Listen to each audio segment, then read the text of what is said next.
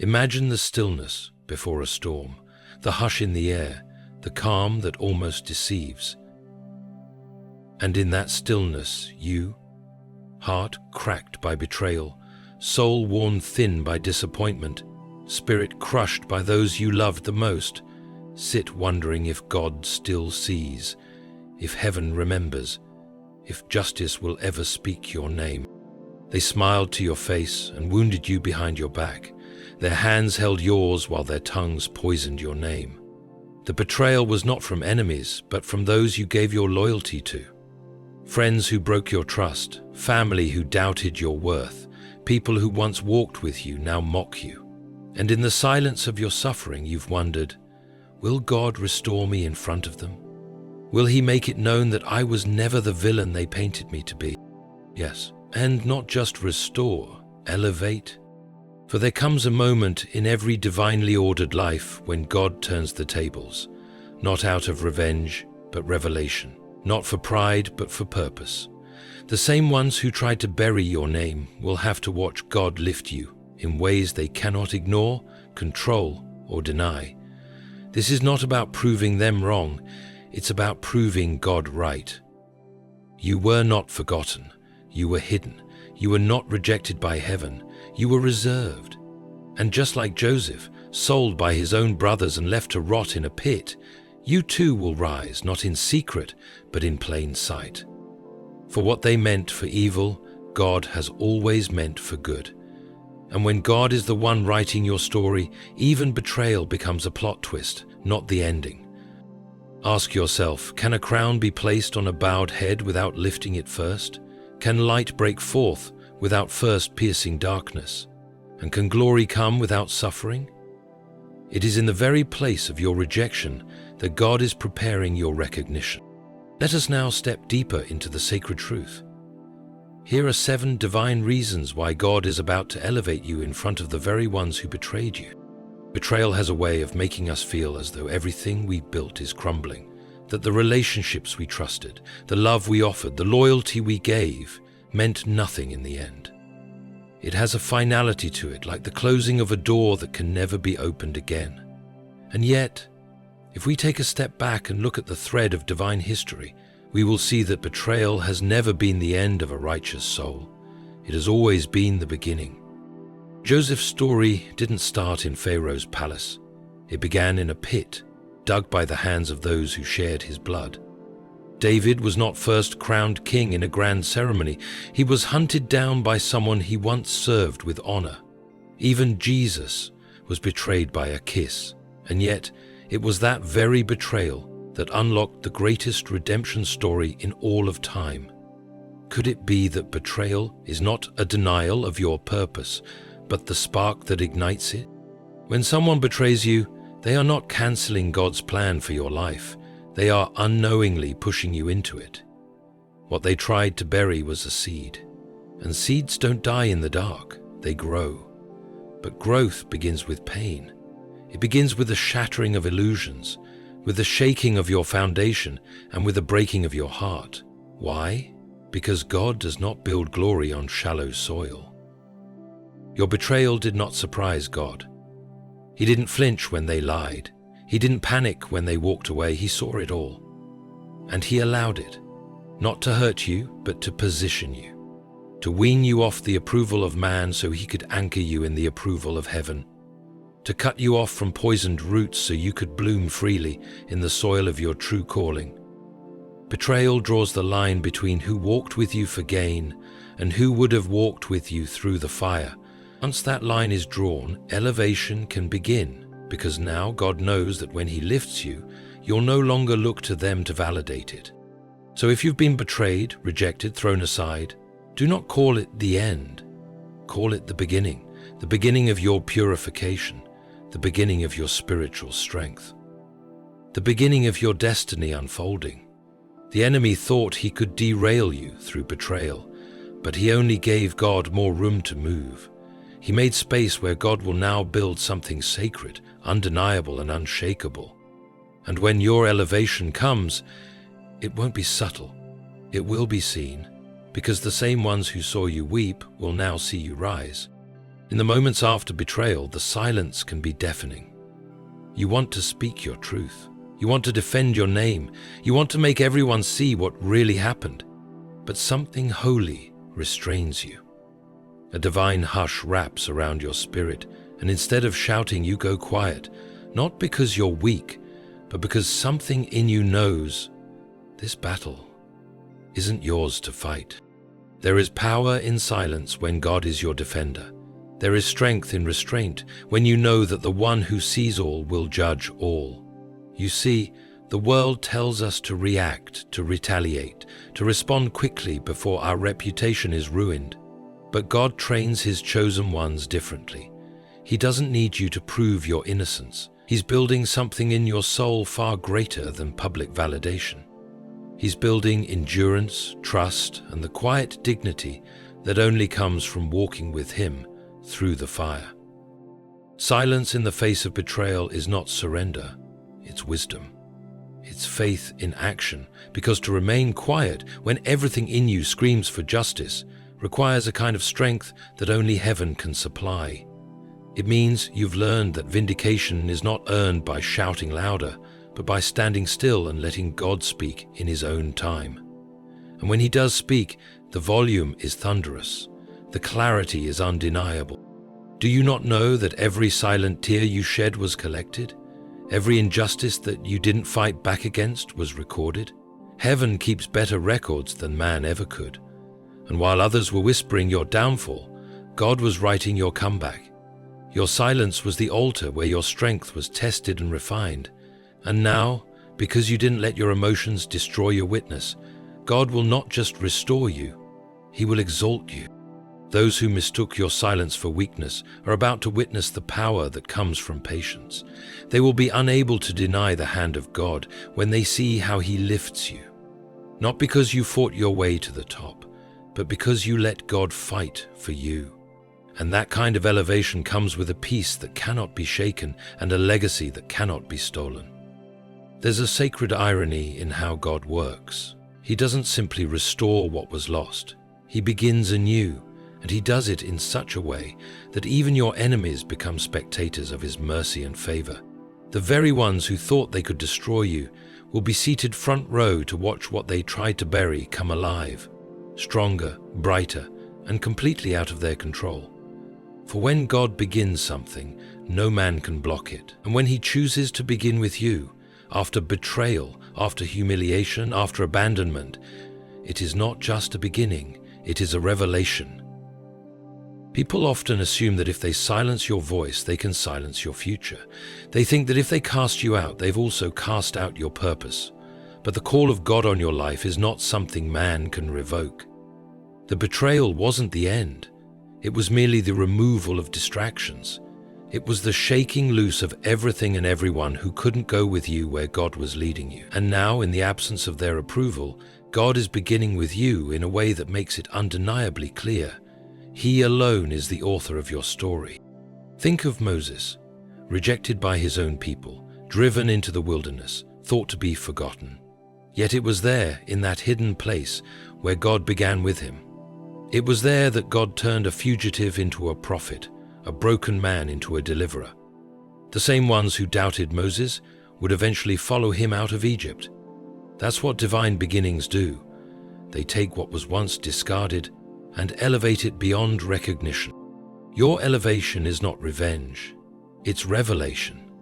It's not about proving your betrayers wrong, it's about revealing how right God was to choose you. He will make sure that your life becomes a testimony they can't ignore. Every closed door they celebrated, every rumor they whispered, every moment they underestimated you, God will answer them not with wrath, but with your rise. Because when He begins with you, He makes it public, not to shame others, but to glorify His power. So when the ones who hurt you see you standing tall, don't shrink, don't explain, don't look back for validation.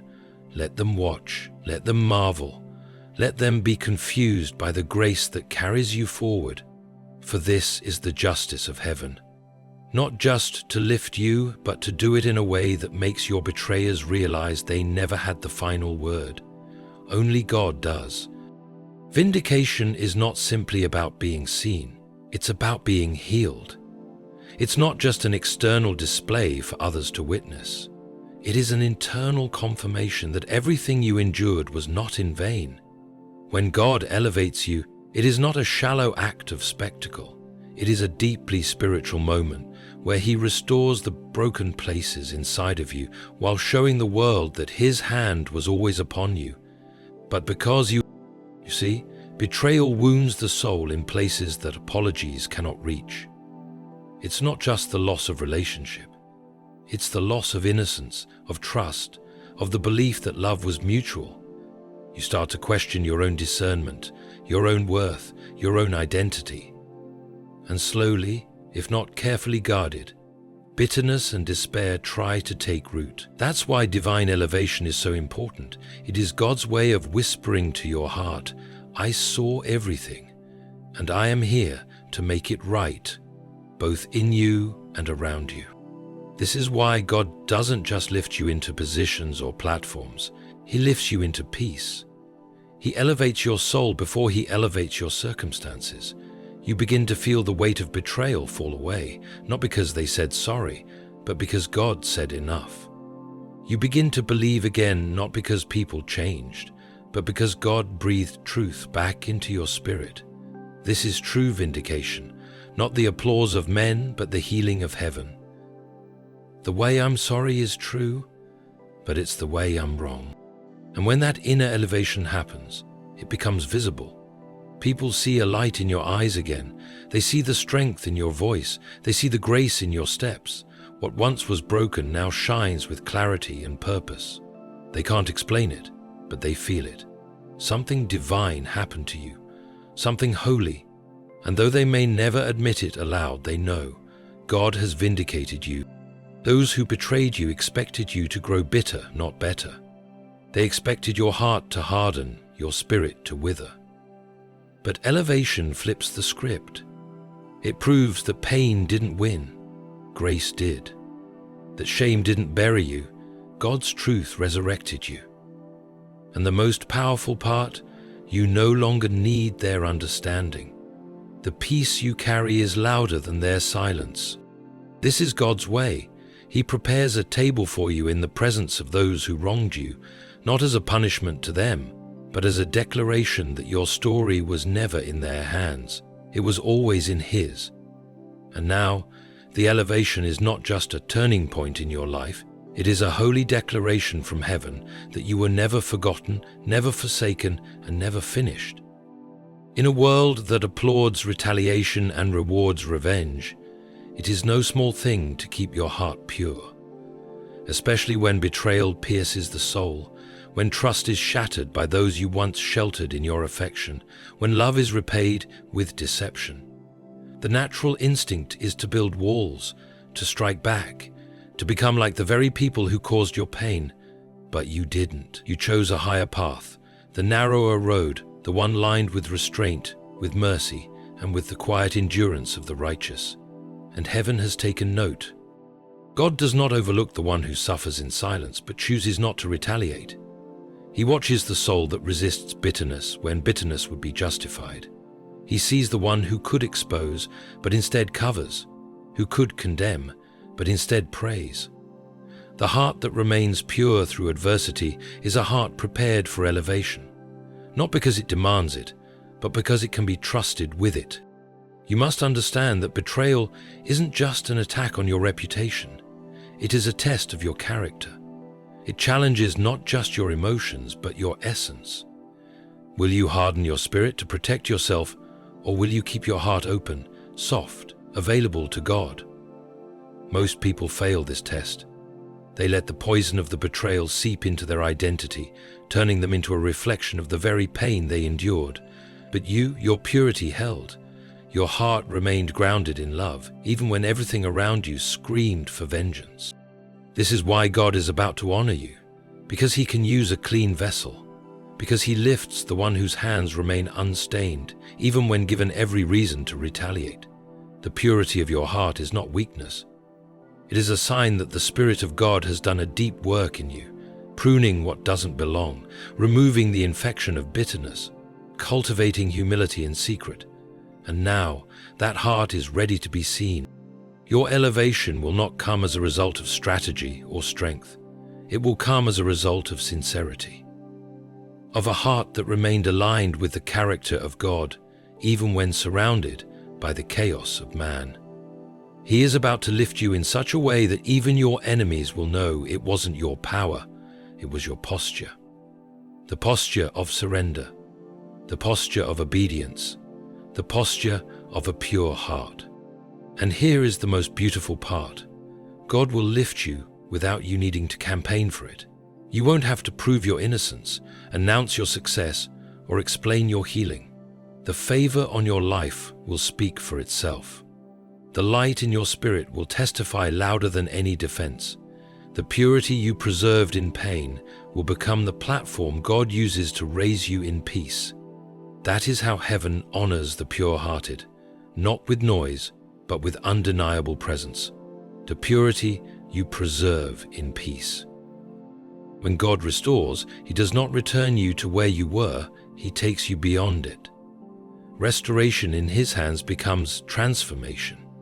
It is not just about repairing what was broken, but revealing what was hidden all along. And when you've walked through betrayal, not with vengeance in your veins, but faith in your footsteps, that restoration becomes something greater. It becomes a divine showcase. God uses your life as a canvas for His glory, and betrayal, as painful as it is, becomes the backdrop for the brilliance He's about to unveil. Your scars, your tears, your quiet prayers, they all become part of a holy portrait, a picture not of your suffering, but of God's sustaining power. A display not of your wounds, but of His wisdom. He doesn't just rescue you from the fire, He reveals you through it.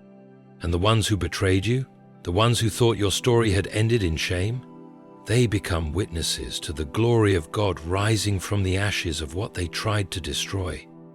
They will watch the very person they wounded become the very vessel God uses to reflect His light. Not because you demanded revenge, but because you trusted in His redemption. This is the mystery of divine elevation. It is never about self-exaltation. It is about divine demonstration. Your life becomes the sermon. Your elevation becomes the message. The silent strength you showed, the love you gave without return, the faith you held when everything broke. These things now become the evidence of God's hand upon your life. And that kind of evidence cannot be denied. The ones who betrayed you may never apologize. They may never explain, but they won't be able to ignore what God is doing with you. Because when God is finished showcasing His glory through your life, the transformation will be so undeniable that no explanation will be needed. Those who tried to write the end of your story will realize they were only writing the prologue, and God Himself is the author of the next chapter. Elevation is not about being placed on a pedestal, it's about being placed in position, where your life can reflect something far greater than yourself. A position where your past doesn't define you, but instead magnifies the one who carried you through it. And that is what God is doing now. He's setting the stage, not for your fame, but for His glory, not for your applause, but for His presence. So when He elevates you, it will not be a silent rise. It will be loud with grace, loud with favor, loud with evidence that God alone can turn betrayal into beauty. And when people ask how you got there, the answer will be simple, undeniable, and full of wonder. God was glorifying Himself through me. There is a sacred rhythm to how God orchestrates our lives, though in the moment, it rarely feels divine, especially when pain enters the scene, unexpected, unsought, uninvited. You didn't ask for betrayal. You didn't imagine that the people you trusted most would become the very source of your deepest wounds. Yet there it was, unfolding in silence and shadows.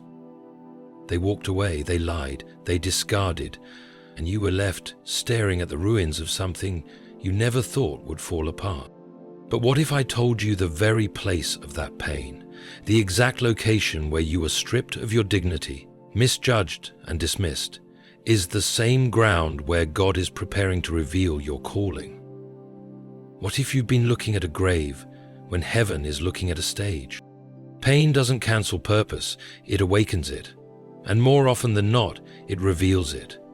Because it is in the moments when you are emptied that God can begin to fill you with something higher, something holy, something that no applause or recognition can give. Your suffering, as unjust as it was, has not been wasted. Every sleepless night, every tear-stained pillow, every time you swallowed the ache and kept walking, God has gathered it all, not as a record of your misery, but as a blueprint for your elevation. The world thinks platforms are built through popularity, but God builds platforms through perseverance, through long nights of silent worship, through choices to remain kind when cruelty would have been justified, through secret battles that no one but God saw, and victories that came only because you refused to quit. And now, after all this time, after the betrayal, the rebuilding, the lonely road, God is turning your pain into purpose and placing that purpose on display. You see, the people who betrayed you thought they had the final word. They believed their betrayal would break you, that you would stay down, disappear, fade into bitterness. But they underestimated one thing. Your pain didn't isolate you from God. It drove you to Him. It deepened your dependence, sharpened your discernment, and cultivated an intimacy that only suffering can produce. And it is in that very connection, in that secret place of heartbreak, that purpose was born. God never wastes a wound. He allows what He intends to transform, and what He transforms He uses, not for entertainment, not for vengeance, but for redemption. So now the very place where they left you broken is becoming the place where God is lifting you, not in pride, but in power, not in bitterness, but in boldness. He is raising you, not to showcase you, but to showcase His faithfulness through you.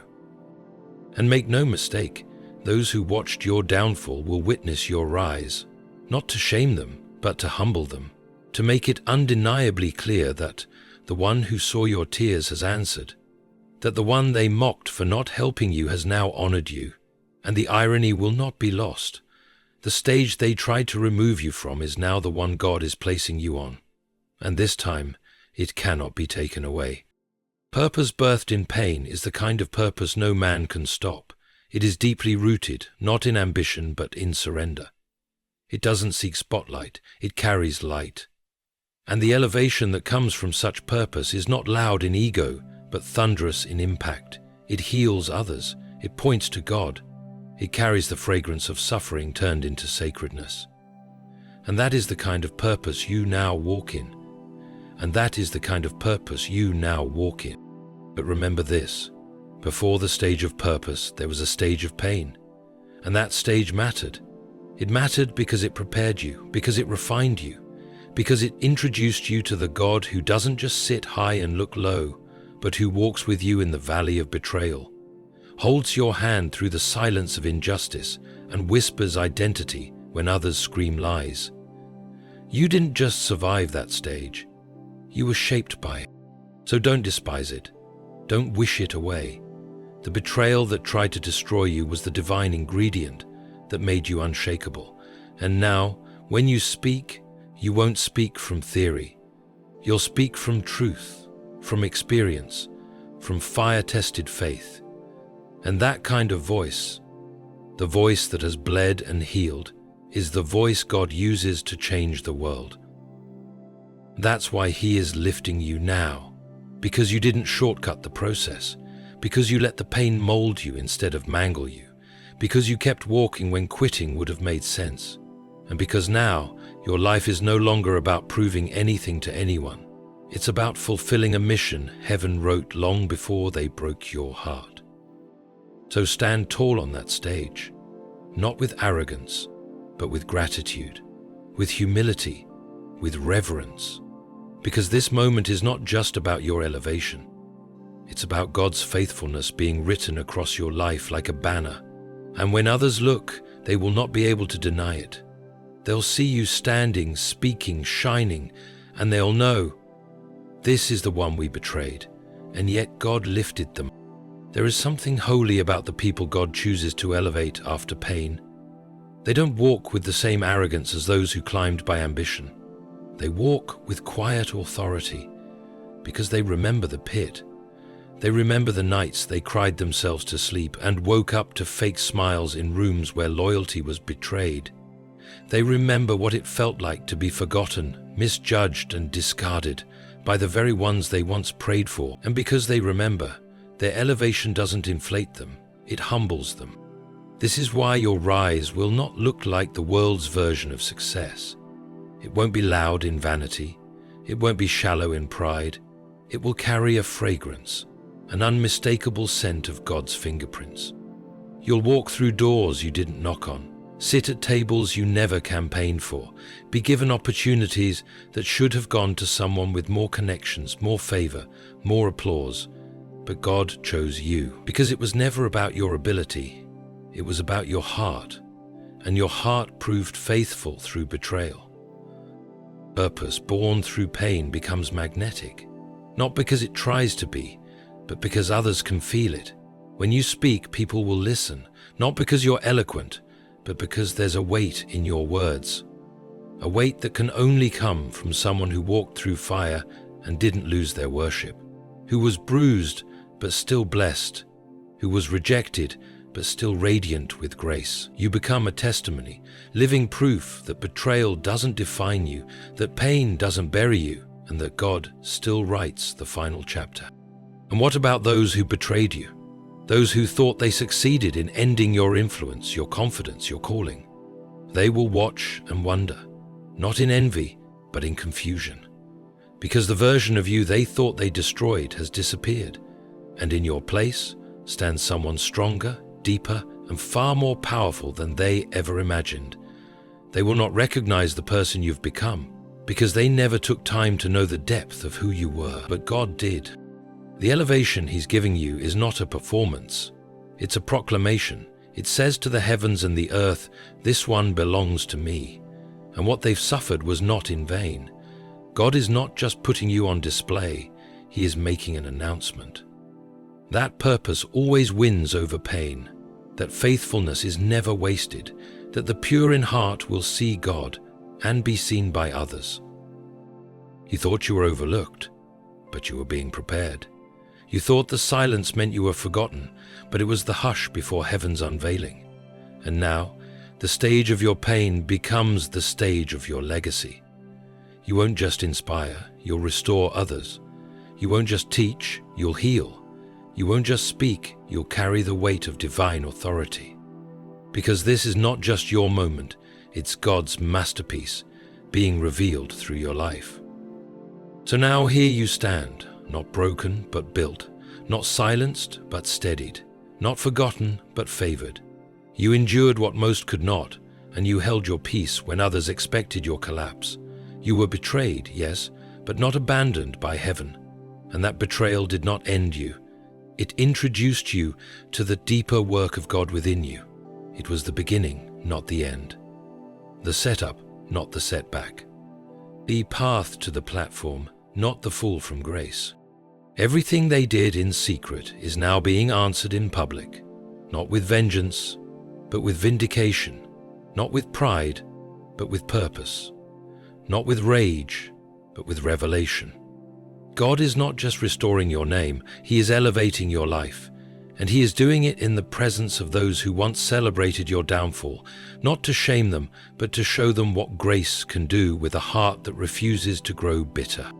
And as He lifts you, remember the tears, remember the silence, remember the refining, because those moments are what qualified you for this one. This is not just a new chapter, it's a divine unveiling. The pain has now become the platform, the suffering has birthed strength, the rejection has become the very soil where your roots have grown deep into truth. Let them see you rise, let them watch in awe, let them hear the echo of God's voice in your testimony, because when God elevates, He leaves no question about who was behind the miracle. This is not the reward of man, it is the response of heaven. You are not who they said you were.